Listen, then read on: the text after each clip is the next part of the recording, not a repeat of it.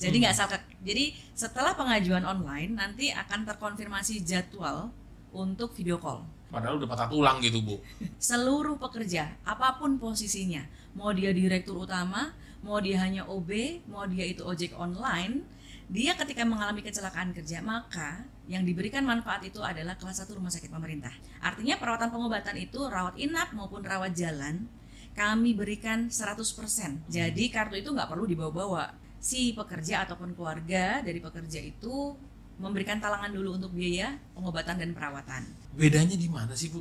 Untuk para pengusaha di sini tidak hanya edukasi, tapi ada namanya kewajiban mendaftarkan pekerjanya di perusahaan. Dana BPJS itu atau JHT itu bisa angus nggak sih, Bu? Call center kami di 175. Yang diomongin daging semua.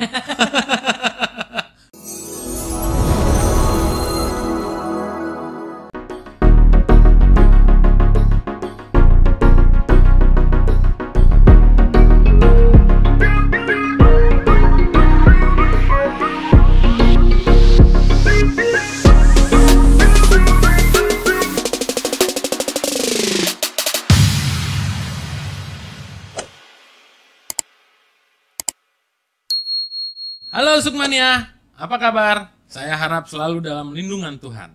Baik, pada hari ini kita ketemu lagi dan kedatangan tamu yang sangat istimewa seperti biasa. Tapi ini sosok seorang wanita ya, yang sosok yang luar biasa kalau menurut saya.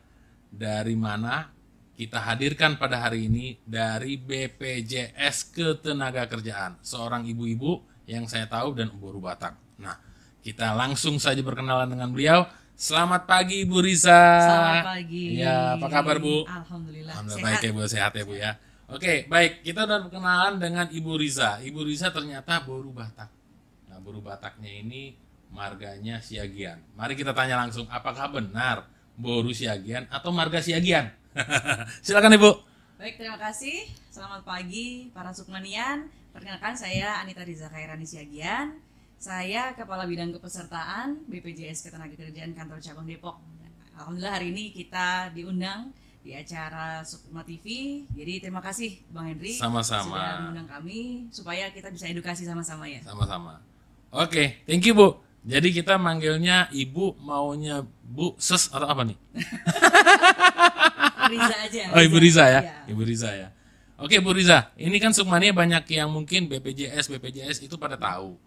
Tapi BPJS itu singkatan dari apa sih Bu? Biar Sukmania pada tahu. Gitu, Oke. Bu. BPJS itu apa? Kami adalah Badan Penyelenggara Jaminan Sosial. Nah, di Indonesia ada 2 Badan Penyelenggara Jaminan Sosial sesuai dengan Undang-Undang 40 tahun 2004, Bang Henry. Jadi supaya masyarakat lebih tahu dan bisa membedakan, jadi memang kami harus memperbanyak edukasi supaya masyarakat juga tahu fungsinya apa, manfaatnya apa, dan harus kemana, gitu Bang. Oke. Berarti yang setahu masyarakat itu kan ada BPJS, ada juga BPSJS Ketenagakerjaan. Nah, bedanya apa sih Bu BPJS Ketenagakerjaan sama kesehatan gitu? Mungkin biar Sukmania pada tahu. Baik, Sukmanian, masyarakat harus paham bahwa ada 2 BPJS di Indonesia dan kami adalah instansi yang berbeda. Kami BPJS Ketenagakerjaan dulu adalah PT Jam Sostek. Nah, berubah nama menjadi BPJS Ketenagakerjaan, di mana kami itu menyelenggarakan perlindungan bagi seluruh pekerja, baik formal maupun informal. Sedangkan BPJS Kesehatan itu dulu namanya PT Askes, yang menyelenggarakan kesehatan untuk para ASN. Nah, sekarang sesuai dengan Undang-Undang 40 tahun 2004, seluruh kesehatan masyarakat secara umum itu diselenggarakan oleh BPJS Kesehatan. Jadi, kami 2 instansi yang berbeda. Oke. Berarti Sukmania udah pada tahu nih ya perbedaan antara BPJS Ketenagakerjaan sama kesehatan. Nah, sekarang mungkin Sukmania pada bertanya lagi nih. Mengapa ya itu BPJS Ketenagakerjaan itu perlu gitu. Gitu, Bu. Jadi BPJS Ketenagakerjaan kenapa perlu sih? Sama seperti perlunya BPJS Kesehatan. Karena setiap pekerja memiliki resiko dalam hal dia menjalankan tugasnya. Sedangkan pada saat yang bersangkutan hanya punya BPJS Kesehatan, resiko kerja itu tidak bisa ditanggulangi dengan kartu yang dimiliki dari BPJS Kesehatan. Sehingga perlunya BPJS Ketenagakerjaan itu lebih kepada melindungi resiko pada saat setiap pekerja menjalankan tugas atau pekerjaannya. Oke, berarti ini mengenai proteksi gitu ya Bu ya. Betul. Nah, sekarang Sukmania pada bingung nih mungkin ada yang ingin tahu program-program BPJS Ketenagakerjaan mungkin bagi yang dia pekerja gitu apa aja gitu Bu. Jadi Sukmanian kami punya 4 segmentasi pekerja. Yang pertama pekerja formal, yaitu orang yang bekerja dalam sebuah perusahaan, instansi, mendapatkan gaji, pabrik. Nah yang kedua pekerja informal. Nah ini yang masih banyak belum diketahui. Siapa aja? Pekerja informal itu bagi mereka yang memiliki pekerjaan dan tidak dalam sebuah perusahaan. Jadi dia bekerja untuk dirinya sendiri. Contohnya siapa? Pedagang pasar, ojek, atau dia tukang parkir, atau pembantu rumah tangga sekalipun itu sudah bisa menjadi peserta BPJS Ketenagakerjaan. Yang ketiga, pekerja sektor jasa konstruksi. Para buruh yang bekerja dalam sebuah konstruksi, mereka terlindungi pada saat pembangunan sampai dengan masa pemeliharaan. Yang keempat, pekerja migran Indonesia. Itu juga sudah wajib menjadi peserta kami. Artinya, pada saat mereka masih dalam asrama sampai dengan diberangkatkan ke sebuah negara, mereka sudah tercover oleh BPJS Ketenagakerjaan. Jadi ada 4 sektor yang ada di BPJS Ketenagakerjaan. Oke. Berarti Sukmania ada 4 sektor yang merupakan program salah satu ya Bu. Betul. Ya, program BPJS Ketenagakerjaan. Nah, dari 4 tadi ya kan, mungkin Sukmania mana pada mau tahu manfaat tambahan. Karena kan tadi kan Ibu udah jelasin tuh Bu ya. Betul. Mengenai siapa saja nih proteksi. Ternyata tidak hanya harus bekerja di perusahaan. Betul. Tukang ojek juga bisa, pekerja mandiri, punya warung juga bisa ya Bu ya. Jadi intinya semua asalkan mau bergabung dengan BPJS Ketenagakerjaan. Nah sekarang manfaat tambahannya itu untuk kalau kita ikut gitu gimana Bu? Jadi untuk manfaat utamanya kami ada 5 program. 5 program itu apa saja? Jaminan kecelakaan kerja, jaminan kematian, jaminan hari tua, jaminan pensiun, dan yang terakhir itu ada jaminan kehilangan pekerjaan. Nah itu untuk mengantisipasi orang-orang yang bekerja terkena PHK. Jadi ada bantalan sosial. Pada saat yang bersangkutan sudah tidak mendapatkan pekerjaan, terkena PHK, sebelum mendapatkan pekerjaan baru, ada bantuan dari pemerintah. Ada 3 bantuannya. Yang pertama bantuan uang tunai. Itu kita berikan maksimal sampai dengan 6 bulan. Artinya pada saat yang bersangkutan itu belum mendapatkan pekerjaan, dia tetap dapat penghasilan. Terus yang kedua, akses informasi kerja. Itu juga akan kami berikan. Supaya apa? Dia terbantu untuk mencari pekerjaan yang baru. Yang ketiga, pelatihan kerja. Jadi, ya apabila yang bersangkutan itu belum memiliki kemampuan yang lain, dia akan dilatih. Supaya apa? Supaya dia mendapatkan pekerjaan yang baru. Nah, dari 5 program itu, Sukmanian yang ada iurannya itu hanya 4 program. Nah, untuk jaminan kehilangan pekerjaan itu adalah privilege dari pemerintah. Tidak ada iurannya, tapi syaratnya harus terkena PHK. Gitu. Oke, wah, luar biasa ya Sukmania ya. Benar-benar ini berarti dari BPJS mengcover dan dari pemerintah juga mengcover. Betul. Gitu ya. Nah, terus tadi kan Ibu bicara mengenai semua manfaatnya. Nah, terus gimana kalau nyairinnya Bu? Itu kan tadi udah jelasin semua nih. Ternyata tiba-tiba ada Sukmania lagi nonton berhubungan dengan seperti yang tadi Ibu jelaskan. Terus dia bingung nih, cara cairinnya gimana gitu Bu? Baik. Jadi pencairan terutama yang bisa dicairkan adalah 2 program, jaminan hari tua dan jaminan pensiun. Jadi di sini pun kami mengedukasi para Sukmanian dan masyarakat umum. Jangan sampai masyarakat itu menggunakan jasa maklar. Karena jangan sampai nih hak yang harusnya 100% kembali pada si pekerja itu dipotong oleh maklar. Kami sekarang mempermudah pelayanan klaim.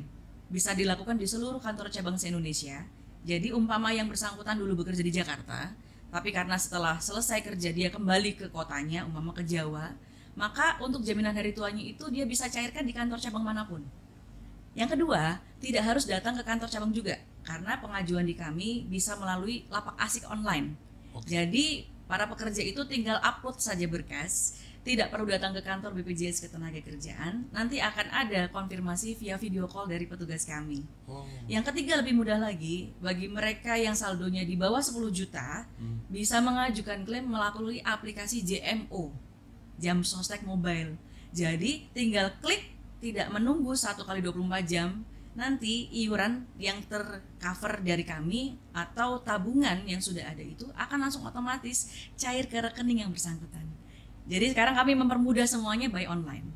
Oh gitu Bu ya. Betul. Berarti ibaratnya kalau Sukmania nih ada dulunya seperti Ibu Riza bilang, dulu dia kerja misalnya di Jakarta. Betul. Kemudian dia sudah pensiun. Kemudian dia balik lagi kampungnya. Kampungnya katakanlah di luar Jakarta. Oke. Ya kan? Kemudian dia bisa mencairkan, tetap bisa mencairkan asalkan dia ikut yang online itu ya Bu ya. Betul. Dari online juga bisa gitu. Bisa. Cair langsung ke rekeningnya dia. Langsung. Jadi nggak harus kayak zaman dulu gitu Bu ya, harus ke kantor jam sostek atau ke Antri. kantor BPJS antri Betul. segala macam. Nggak perlu Bu ya. Nggak perlu lagi. Nah Sekarang kalau ada pakai jasa maklar emang ada Bu, yang pakai jasa maklar. Nah itu yang harus diantisipasi karena di beberapa daerah itu sudah ada orang-orang yang menjadi maklar dengan memberikan alasan ternyata mengurus BPJS Ketenagakerjaan itu susah. Oh. Nah para pekerja itu rata-rata mereka apalagi yang bekerja pabrik ya, mereka sudah menghadapi birokrasi pemerintah itu serasa takut.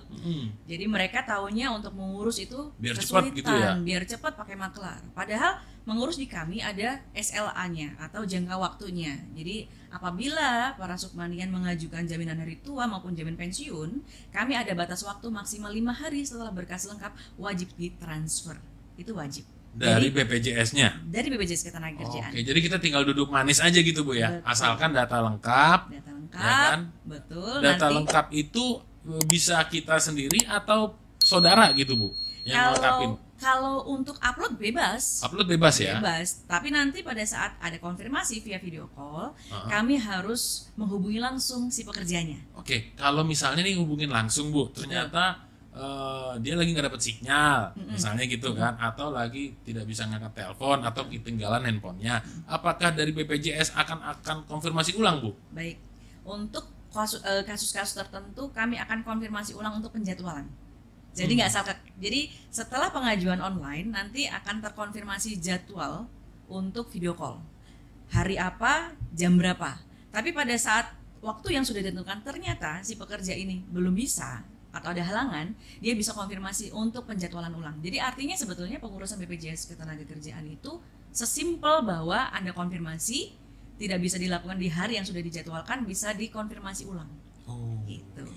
luar biasa Sukmania ya, benar-benar bahwa BPJS Ketenagakerjaan dan pemerintah ini benar-benar mengcover ya kinerja kita, hasil kerja keras kita selama ini tidak sia-sia gitu. Betul, ya Bu ya. betul. Nah terus kalau tiba-tiba nih dia masih bekerja, ternyata pulang pekerjaan dia ngalamin kecelakaan. Betul. Nah ini karyawannya ini apakah dia mendapatkan santunan?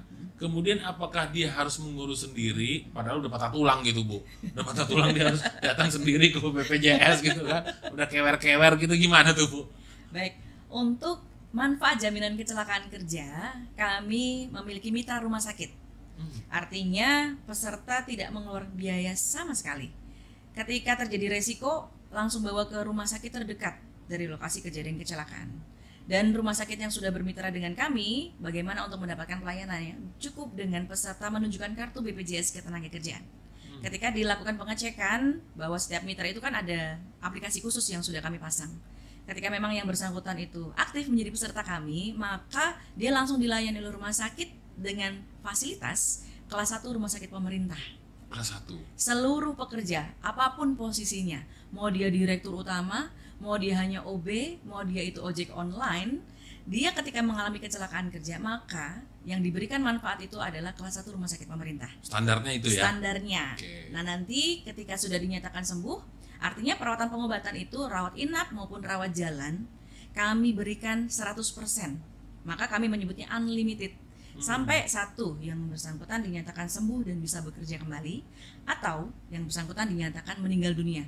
Artinya tidak ada pembatasan apabila butuh rawat inap ya, tidak ada pembatasan hari dia dirawat inap, tidak ada pembatasan biaya pagunya. Kami berikan 100% sampai dinyatakan sembuh dan bisa bekerja kembali. Wih, mantep, luar biasa BPJS Ketenagakerjaan. Kalau nggak ikut nyesel deh lo. Harus wajib. Gitu ya, Bu, ya. Nah terus Bu, kalau kayak gitu, tadi kan Ibu bilang harus bawa kartu ya. Nah pas kecelakaan itu kebetulan dia nggak bawa dompet, cuman bawa handphone. Nah, apakah dengan ketidakadaan dia bawa itu, apakah dia hanya bisa menunjukkan handphonenya, ya kan? Dengan mungkin dia udah sempat foto, Betul. atau gimana, Bu? Ya, oke. Untuk kecelakaan kerja para Sukmanian, kami juga punya aplikasi JMO, Jam Sosek Mobile. Jadi kartu itu nggak perlu dibawa-bawa. Oh gitu. Ya, karena ada kartu digital. Oke. Nah, kartu digital itu ketika terjadi kecelakaan kerja, dia tidak membawa kartu, cukup menunjukkan JMO. Atau minimal ketika yang bersangkutan belum juga memiliki aplikasi JMO, ada KTP. Karena apa? Setiap pekerja yang didaftarkan oleh BPJS Ketenagakerjaan kita bisa lacak melalui NIK KTP-nya. Walaupun hanya foto, Bu? Betul. Oh, jadi tenang aja Sukmania, nggak perlu bawa kartunya lagi. Itu zaman dulu ya. Ya, cukup difoto saja di handphone. Kemudian kalau ada sesuatu yang tidak kita inginkan bersama, itu bisa langsung ditunjukkan. Sekarang pertanyaannya, Bu, kalau dalam kecelakaan itu kan kita nggak tahu, Bu. Siapa tahu ada orang tiba-tiba main masukin rumah sakit. Nah, kita kan nggak tahu rumah sakitnya ini apakah rumah sakit yang bekerja sama dengan BPJS atau enggak. Itu kalau kondisinya gitu gimana, Bu? Oke. Sampai hari ini sudah hampir 90% seluruh rumah sakit, baik pemerintah maupun swasta, itu bermitra dengan kami. Namun ketika ada kondisi di mana yang bersangkutan dibawa ke rumah sakit yang belum bermitra, itu bagaimana? Ya. Jadi ada tata cara pengajuan klaim secara reimburse. Artinya si pekerja ataupun keluarga dari pekerja itu memberikan talangan dulu untuk biaya pengobatan dan perawatan. Setelah dinyatakan sembuh, ada pengisian form dari dokter, dinyatakan sembuh dan bisa bekerja kembali. Nanti tinggal dilengkapi saja kronologis kejadian, surat keterangan dari dokter, dan seluruh kwitansi yang dikeluarkan beserta kopi resep obat-obat yang dikeluarkan atau apapun tindakan itu dilakukan rembes ke kantor cabang BPJS Ketenagakerjaan. Artinya untuk jaminan kecelakaan kerja itu ada dua cara pengeklaiman. Yang pertama, menggunakan rumah sakit mitra, artinya tidak menggunakan biaya sama sekali. Atau kalau dia ditangani di rumah sakit yang belum bermitra, maka dilakukan klaim secara reimburse. Tetap semua bisa dilakukan. Tetap semua bisa dilakukan. Bisa. Cuma bedanya kalau belum bekerja sama dengan BPJS Ketenagakerjaan, berarti kita sendiri atau pihak keluarga itu reimburse dulu, mendahulukan dulu segala biayanya.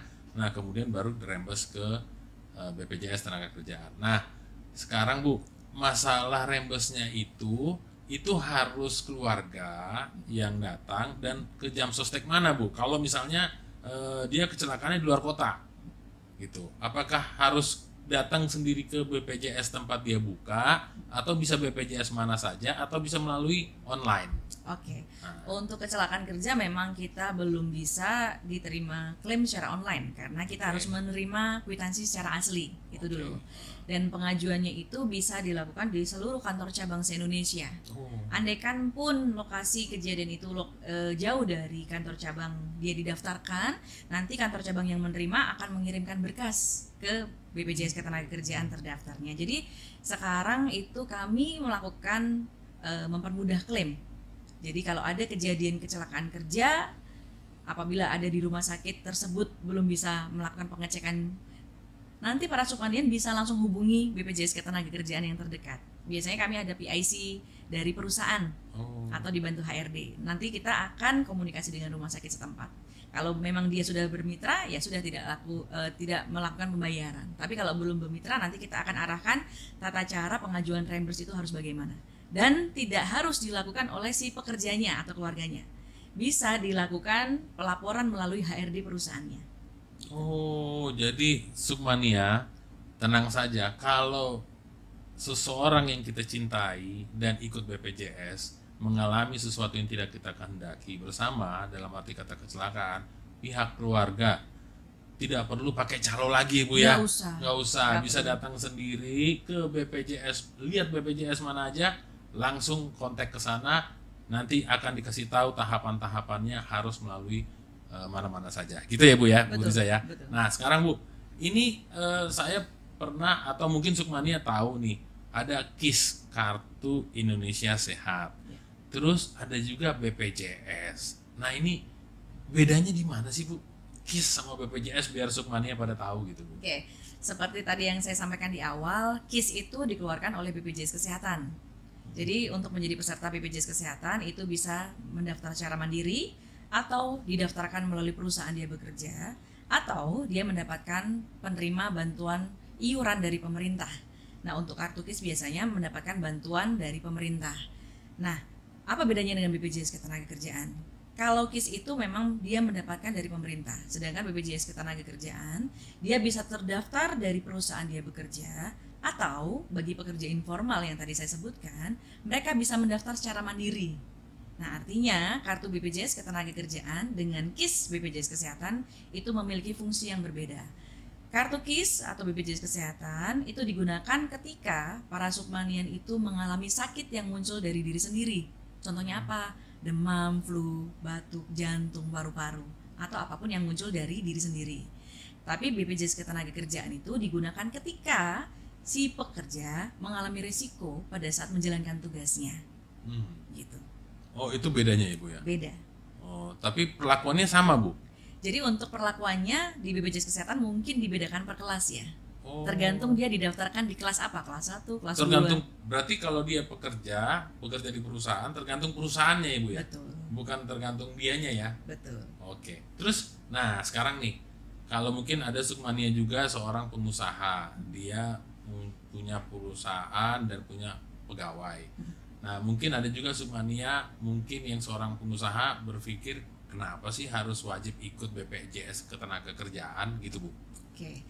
Untuk para pengusaha di sini tidak hanya edukasi, tapi ada namanya kewajiban mendaftarkan pekerjanya di perusahaan. Itu sudah tertuang di Undang-Undang 24 tahun 2011 dan ada juga di PP 86 di mana setiap perusahaan itu wajib mendaftarkan setiap pekerjanya. Apabila perusahaan tidak mendaftarkan, maka salah satu nanti resikonya adalah pencabutan izin usaha.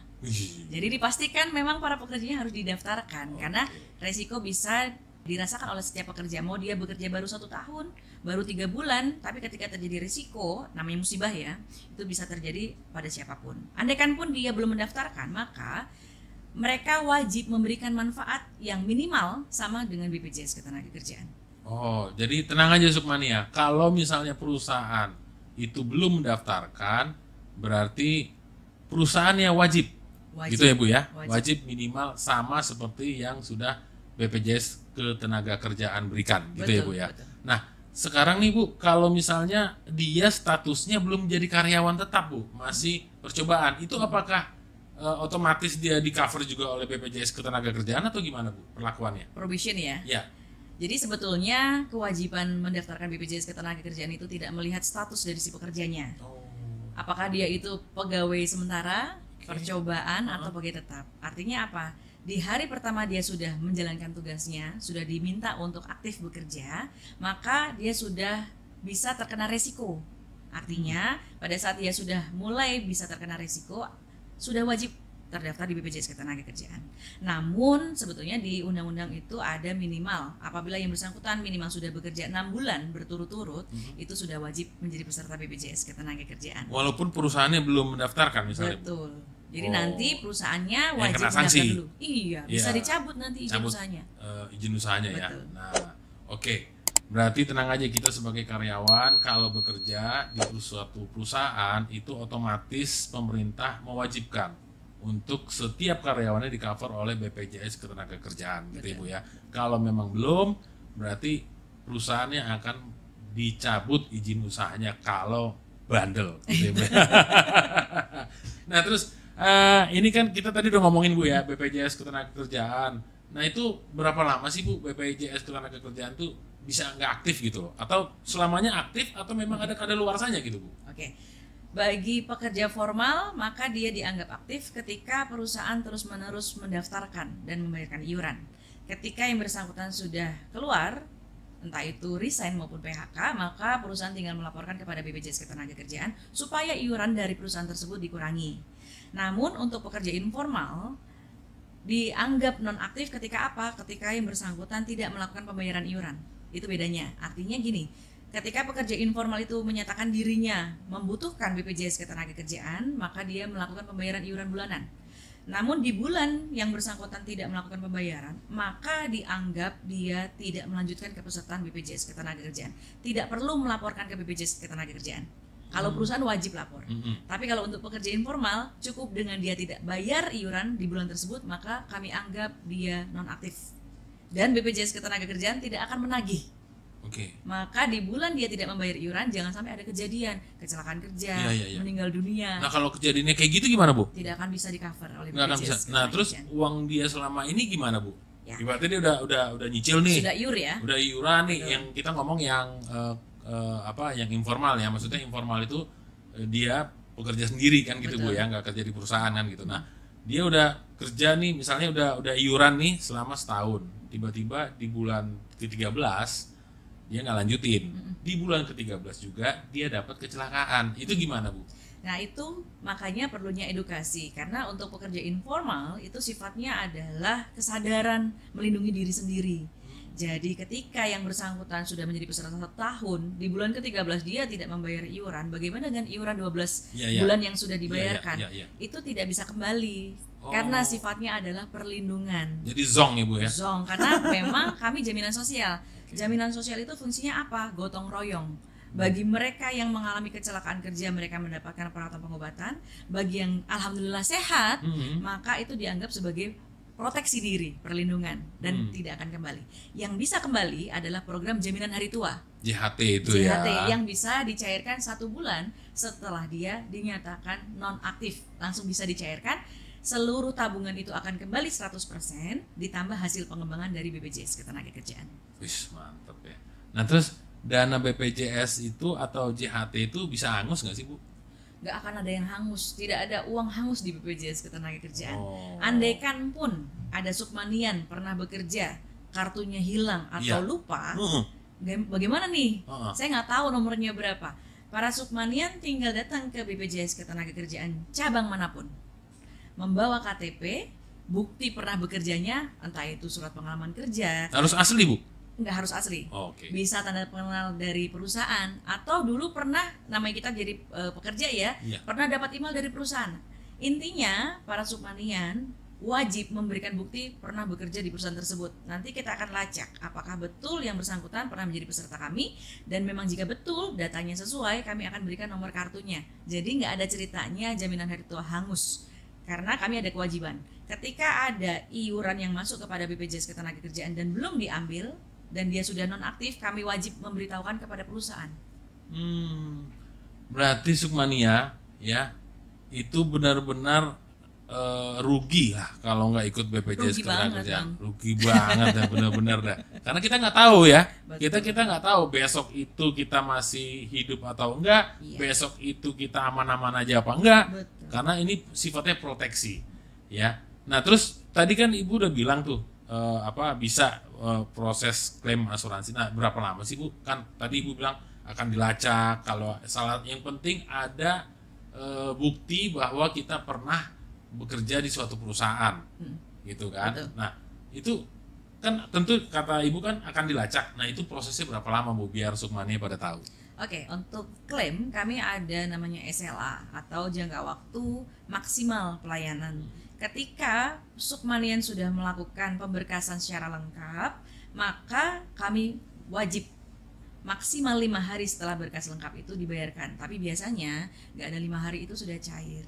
Artinya di 5 hari itu kami wajib mengkonfirmasi ketika ada berkas yang kurang atau ada data yang mungkin dicurigai, bisa aja palsu. Iya, iya. Itu ada waktu spare sebanyak 5 hari. Nah, sebelum 5 hari itu kami wajib bayarkan kepada si peserta dalam bentuk apa? Kami transfer langsung ke rekening yang bersangkutan. Lebih dari 5 hari kami bisa dituntut. Oh, Jadi ada jangka waktunya. dituntut oleh nasabahnya? Betul, bisa. Oh, bisa? Betul. Jadi Oke. memang kita harus ini ya, governance ya. Ya. Ketika peserta itu sudah lengkap berkas, dinyatakan terima, maka kami langsung wajib maksimal 5 hari iuran yang sudah masuk akan dibayarkan ke rekening yang bersangkutan. Oh, aduh. Terus ini kalau mau komplain nih pertanyaan terakhir nih kali Bu Risa. Kalau mau komplain itu BPJS Ketenagakerjaan itu apakah harus ke tempat dia membuka atau perusahaannya yang ngurus kalau dia pekerja, kalau dia karyawan? Ini gimana kalau dia karyawan statusnya dan kalau dia mandiri? Oke. Jadi kalau bahasa komplain kayaknya nggak enak di telinga ya. Iya. Mungkin konfirmasi. Konfirmasi. Jadi betul. para Sukmanian atau masyarakat pekerja yang pernah punya BPJS Ketenagakerjaan bisa melakukan ke kantor cabang manapun di Indonesia. atau kami punya call center. Call center kami di 175. Namun saran kami sebaiknya para sukmanian itu datang ke BPJS Ketenagakerjaan setempat atau yang terdekat, tinggal membawa KTP asli, bukti kerja atau apapun yang mendukung sehingga kami bisa melakukan pengecekan. Gitu. KTP-nya kalau misalnya dia KTP-nya misalnya hilang Bu atau gimana? Apakah dengan foto saja bisa atau gimana Bu? Jadi kalau KTP-nya hilang bisa foto atau bisa menggunakan kartu keluarga. Yang penting kami bisa mengetahui NIK yang bersangkutan. Oh, nick-nya ya, jadi nick-nya ya. Nah, oke. Oke Bu, benar-benar ini Sukmania kedatangan Ibu Riza Siagian sebagai Kepala Bidang Kepesertaan BPJS Ketenagakerjaan. Yang diomongin daging semua. Gitu Bu ya. Jadi Sukmania, ini benar-benar edukasi dan literasi yang luar biasa dari Ibu Riza. Ibu Riza ini sudah orang yang sangat super duper sibuknya luar biasa, masih mau menyempatkan demi Sukmania untuk datang menjelaskan manfaat BPJS Ketenagakerjaan. Jadi kalau saya bisa kasih resumenya Bu ya.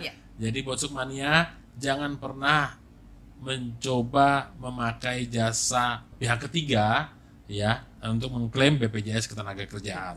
Bahwa semua yang kita bayarkan BPJS Ketenagakerjaan itu bisa diklaim ke BPJS Ketenagakerjaan di mana saja. Betul. Ya kan, asalkan membawa salah satu bukti bahwa kita bisa pernah bekerja di perusahaan itu, dan yang paling penting nick-nya itu harus bisa terlihat dengan jelas sehingga bisa dilacak oleh BPJS Ketenagakerjaan. Dan 5 hari setelah proses lengkap itu akan langsung ditransfer ke rekening yang bersangkutan tanpa potongan biaya apapun.